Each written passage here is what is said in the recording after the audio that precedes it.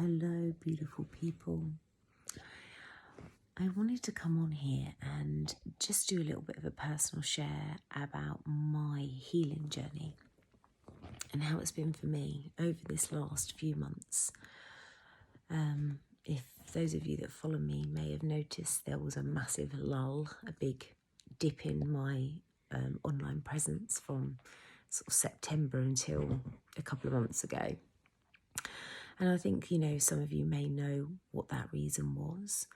But in the last few months, I've really had time to reflect and to really take time to feel into what that all meant for me.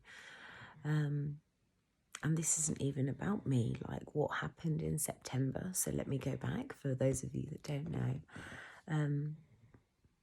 Early hours on the 4th of September, in the morning, my phone rang several times. I could hear my phone ringing. I thought it was really odd. It was about 2, 3 in the morning, to answer to the phone to my sister, telling me that her husband had died. Even now, that's a lot of emotion still here. So, yeah. Emotion for the fact that, unfortunately, he passed away so suddenly. But I can still take myself back because it's still there, this helplessness that I felt. What was going on for me is that I could feel and sense her distress, her sadness, her grief, her fear. She was living in Bali she still is living in Bali with my nephews, who are very young. And at the time in September, if we take ourselves back there, we were in the middle of a pandemic. So there was no travel in or out of the country. The country had been locked down. They weren't accepting international or any travellers, even local travellers. Like, even if you just lived in another part of Indonesia, you couldn't get into Bali. So this was really, really such a difficult time. In that moment, I felt like someone had dropped a bomb on my life. I can't even imagine what my sister was going through. So this isn't about me, but I'm just sharing kind of my process of what happened. It was in that moment that I realised I have this innate thing within me that I want to rescue, and I want to make it better for others when they're in pain and discomfort. And even though I'm working through this, I can really feel when I'm talking about it and I'm giving myself space to feel this. It still feels really hard. And I'm not in a bad place. I'm just talking about my feelings. And I want to share this because this is real. This is who I am. And this is what comes with being someone that deeply cares and loves people.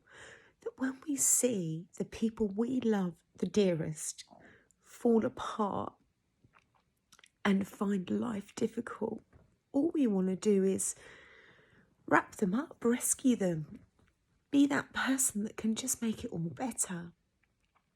So yeah, going back to September, in that moment, what was going on in my life was I literally had reached, the first time in my business, I'd reached a point of, I think I had 4 clients booked in that week.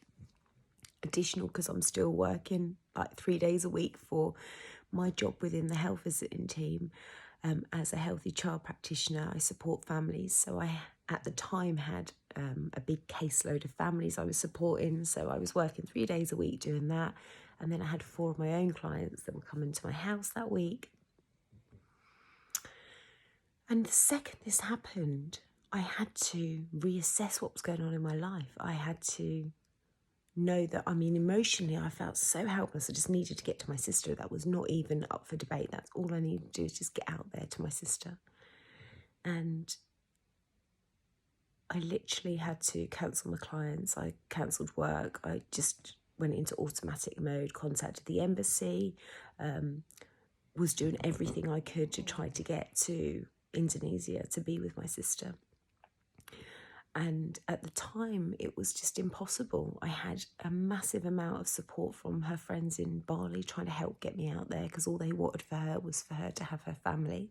My mum and dad were amazing at helping. I mean, if it wasn't for my dad being able to financially support that cost of getting out there, it probably would never have happened. Like, he just helped take charge, and, you know, between us, the three of us, we managed to get out there about 3 weeks, 2 to 3 weeks post Taff passing away, which was great. But before all of this, I had to, like I say, let go of work, had to kind of deal with this disappointment again within myself, even though I needed to get to my sister, and my mind was I need to get to my sister.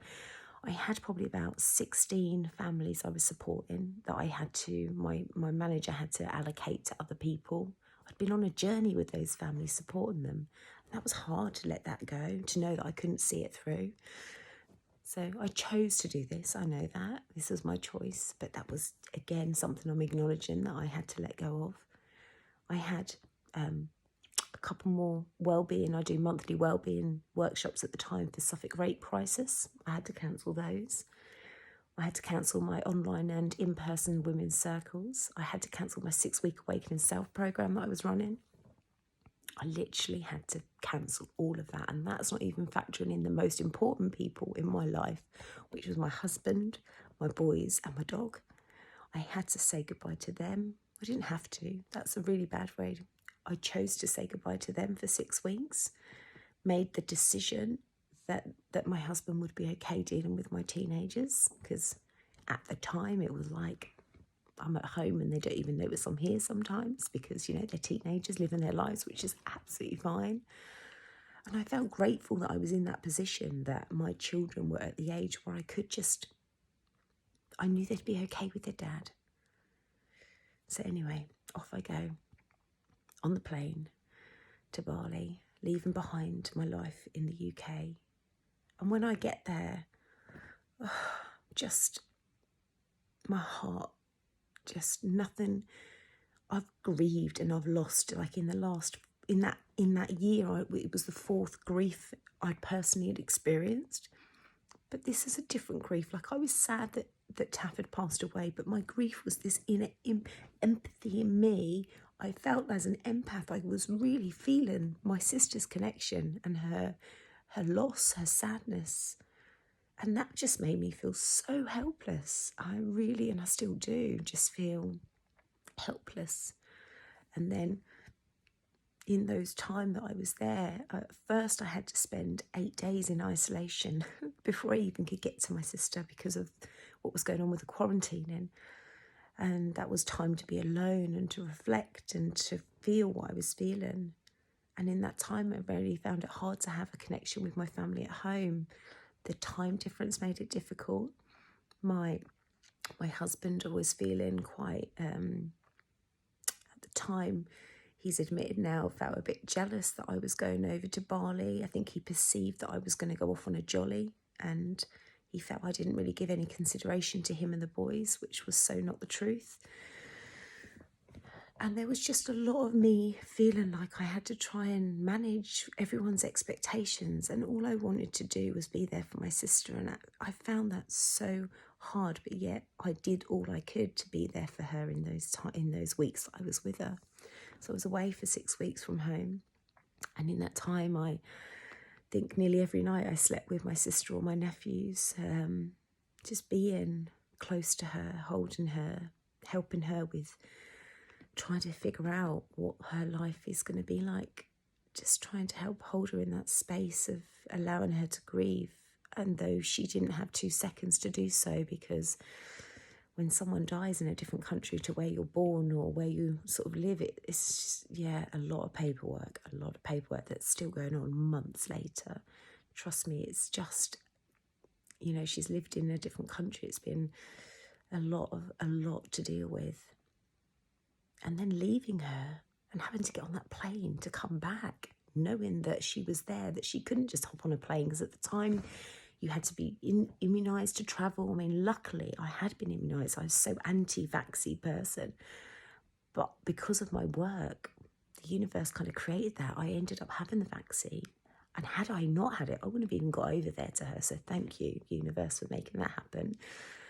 But yeah, she couldn't come back to the UK with us. And life wasn't that simple for her to just come back to the UK, because her children go to school and have life there in Bali. So again, it was that I think for her as well as me, it was almost like a grieve and a pull of, you know, we were together, we were amazing, we were strong, like the most together we've been as sisters since we were children. And again, yes, I feel you. I can really feel that pull. And even though I'm healing and in a good place, I can really feel that emotional pull. So yeah, I came back home. A week later, went back to work, thought, yeah, I've got this, done what I can do, just kind of need to just sink back into my life.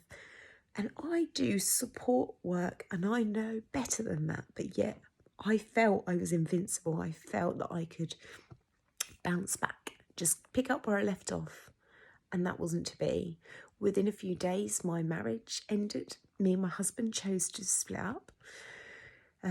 We had to tell our children. We felt that we couldn't move through where we were at.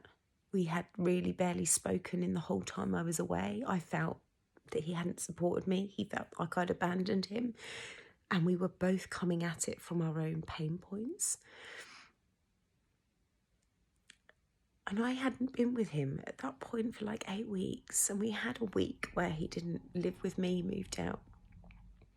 I went through a week of darkness, not knowing what it was I wanted, not really giving myself the space and time I needed to process all that happened that was outside of my control. I made choices to go there. I made choices to support. I made choices to let go of. But all of a sudden, it was like, whoa, this was so much to deal with. So throughout the months of October, November, December, maybe even into January, I did go into a dark place. I did, soon after we broke up, me and my husband did rekindle and give it another go, of which I'm so grateful for. And it's almost like we needed to let go of what we had in order to see what we had and to rebuild it. Yet we've not gone back down exactly how it was. It's got better because we've needed to move on. We both realised that there was a real amazing thing about what happened, that we got to break up, miss each other, and come back together again and realise what it was that we loved about each other. So that was really powerful. But through all of this, some of the biggest learnings for me has been I cannot and will not, and it's not my responsibility to ever rescue anybody. And that the feelings that come up in me are my feelings of helplessness, guilt, shame, fear, all sadness, like all of the emotions that were coming up for me is my ego, this part of me that I identify as being this person. I've had to let that go. Like she had to let go of the need to control, the let go of, I cannot fix this. It doesn't need to be fixed. It is what it is. Acceptance, massive acceptance. This is something I teach other people. And that was the hardest thing, is that, oh my gosh, are you a fraud, Lisa? Like, you're so good at giving this support and advice when people are grieving, you know about the stages of grief, when people are going through breakups, relationships, identity crisis, whatever, coping with their own emotions.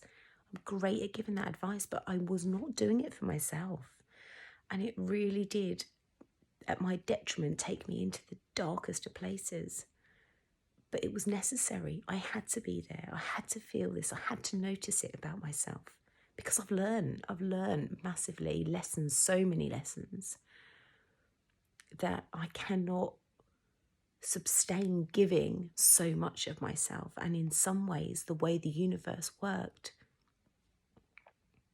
obviously, would wish that my sister's husband was back in a heartbeat. But the instrument or the moment, the catalyst of what it was, which was that passing, that moment of his departure in this physical world, I made a choice to let go of so much of my life here. And that taught me so much. I was doing way too much. Like I couldn't have sustained the amount of work I was doing at that time. I wanted it all to happen, but it just wasn't sustainable. So I let go of that. I let go of everything that I'd worked towards. I let go of, in my job with the health visiting team, I had an opportunity to be nearly accredited for my video interactive guidance, which is another thing. I was nearly there. I was going to get my kind of midpoint review, and I would have at this point now been fully accredited, but I had to let go of that too. There was a lot of things, I can hear it, and it's almost like, I think there was a bit of, though I made that choice, resentment went into this place of, God, I've had to give up a lot. And I've had to work through that. Like, I chose to give up a lot. And what I did is I chose to put myself into a situation to try and support.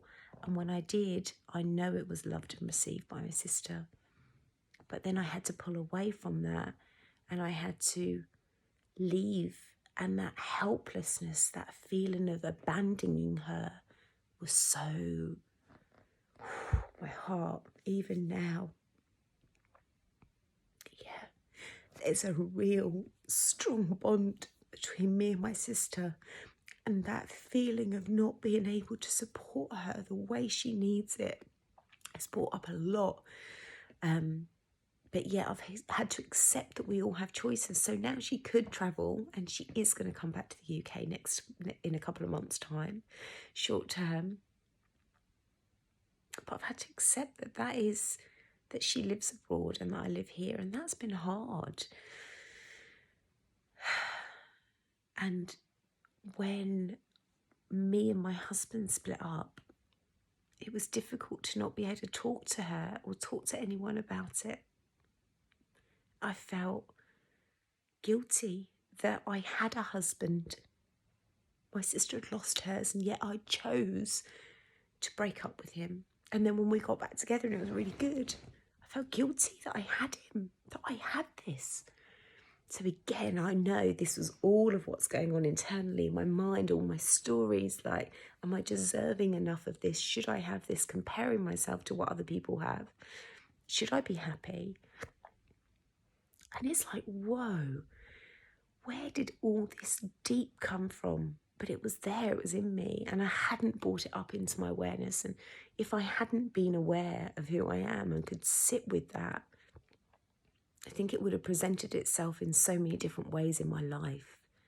But I could see my pain. I could see why I was responding or reacting to life the way I did at that time. And I am so grateful for what it's taught me. I've learned so much. Like I say, I cannot fix others. Not my job, not my responsibility. I can support others and hold them in that space. But ultimately, even to do that, I need to take care of me first. I say this often, but it's like that scenario of the plane going down, and you've got your child with you, and they say put your life jacket and your mask on before you help your child, because if you pass out, you can't help your child. That's how I feel I've been, like, going through life, trying to help rescue everybody, and haven't put my own mask on. Yet I say this to people all the time, which made me feel like, gosh, you're a fraud. But rather than feel that, I'm accepting and responsibility and taking and owning that I've had to learn this lesson several times round, and now I'm listening. I know that I need to take care of me first, to fill my cup so full that it's literally overflowing of me feeling in a really amazing place, so that I can give to others from that place, from my overflow. And that's where my healing work is now slowly picking up, because I don't know if you follow me on social media, you'll see that I've been blooming. I've been doing all the things that make me feel amazing, give myself permission to be what I need to be, whether I feel angry, sad, happy, whatever that emotion is. I want to share it. I am human, and I am having human experiences. It's been a profound journey, one that I'm not over yet. And I think that if we think about a healing journey, it's not linear. It is just a spiral. There's twists and turns. You feel like you're going, things are getting better, and you might have a dip, but it's an opportunity. When we have those dips, when we have those moments of struggles where we are seeing ourselves, full frontal mirror, this is what you're doing, that's hard. That's like really hard to see, when you can see what you're doing to yourself. But when you can sit with that and accept that and reflect and move on and learn from it, that's really powerful. And that's where the healing does happen. And, you know, I'm back on it now. I feel that so I've got my dog next to me, in case you hear him keep snorting. That's not me. Yeah, I feel like I'm getting to that place again where things are slowly easing into a more relaxed pace. I feel balanced again. I feel I'm really taking care of me, and that feels amazing. I've felt like this for a while now. But I can see, just talking about it today, that there's still, for me, still some trauma, still some self feelings within myself that evoke some helplessness, some frustrations with myself, some what is it I'm feeling? I'm feeling sad because I miss my sister. It feels like she's a big part of me, and though we are physically separate, we're never separate, are we? We're all connected. And feeling so much as I do, I still have this within me that want to help make that better, and I know I can't. I know I can only be her sister, and that's what she needs from me. But yeah, it's a tough one to learn. Anyway, this was quite a long personal share, and if you've got to the end, I very much appreciate you wanting to listen, to witness, to see, hear, and just be noticing my journey. For I am now so grateful for those moments of darkness. When they creep in over me, I know that nothing's permanent, that nothing ever stays the same. That you can be in a moment of joy and happiness, and in a second, like that moment I got a phone call, and for my sister, the second she got the news that her husband passed away. Wow, what a stark reminder that life is short, that you need to grab it with both hands, which is what I'm doing. So I find those moments of joy. But when them dark moments come, they will go. They come, and it's so uncomfortable. And often they're going to show you things that you don't want to sit with. And everything in your power wants to run away, hide, suppress, ignore all of those feelings. So whatever's going on in your life, whether it's good or bad, know that nothing ever stays permanent forever. And the only moment we ever really have is now, this very moment of what we're feeling and what we're in. So make every moment count, because honestly, this has, for the last quite a few years now, being present, being in the moment has been such a powerful healing tool for me. Being able to notice nature, being able to notice what I feel, to connect to my body, to connect with my mind, to know what my soul wants. It's just powerful. As I start my weekend, and you too start your weekend, from my heart to yours, do something that fills you up today. Do something that gives you joy. And when you do feel those moments of pain or doubt, fear, anger, shame, guilt, whatever it is, just sit with it. Allow it to teach you something and move through it, because life is beautiful and the suffering is there to teach us things, not to hold us there, but to move through it. From my heart to yours, blessings.